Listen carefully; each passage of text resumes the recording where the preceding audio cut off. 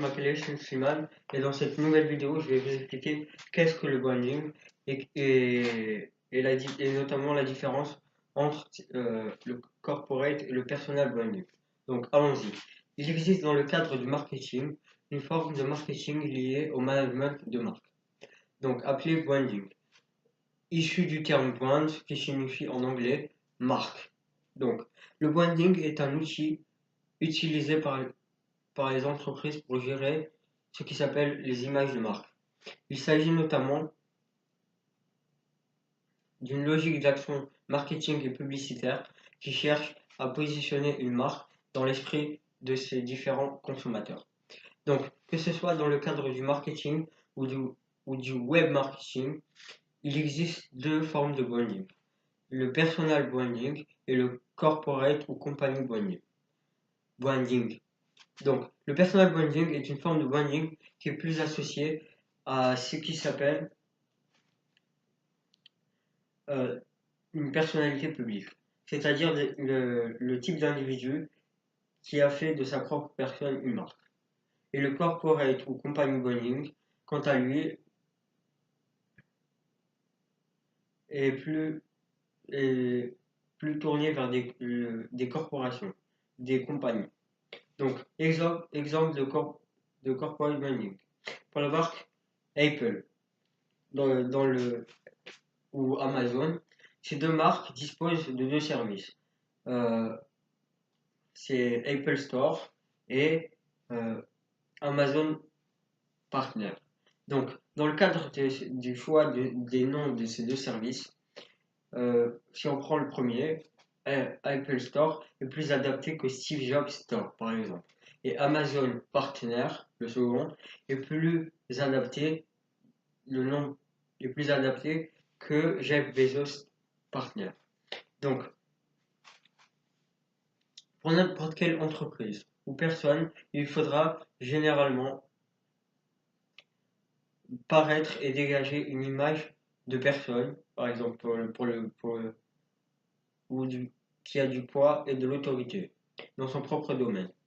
Donc, au début, lorsqu'une entreprise démarre et est inconnue, il faudra, et en fait, il lui sera assez dur de se placer entre personal et corporate branding.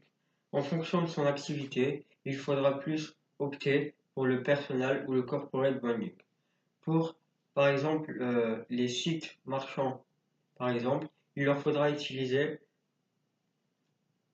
le nom de la marque de l'entreprise représentée, c'est-à-dire le corporate branding. Donc, par ailleurs, ça dépend aussi, le choix entre personal et corporate branding dépend aussi de la position géographique. C'est-à-dire, euh, pour n'importe quelle entreprise pour de la position géographique. Donc, dans le milieu par exemple francophone, contrairement au milieu anglophone, les produits sont rarement achetés par des individus qui sont présentés par une stratégie de personal branding. Donc, les produits sont vendus plus facilement grâce à la stratégie du company branding. Donc, les produits vendus par une personnalité le seront généralement sous une seule condition, c'est que celle-ci bénéficie d'un haut degré de popularité.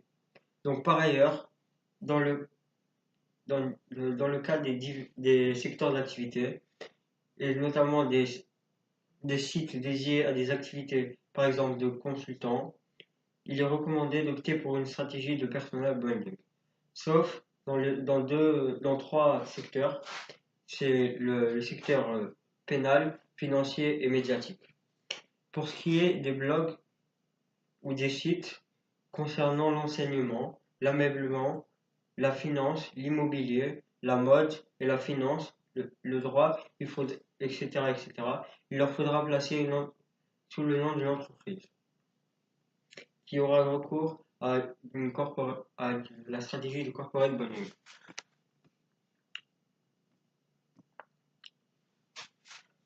Donc, dans l'exemple de la mode, de l'ameublement et de l'immobilier, ce n'est pas une personne, ce qui implique qui explique que le personal branding est moins adapté que le corporate branding, c'est que ce n'est pas qu'une seule personne qui décide de ce qui sera la mode, par exemple.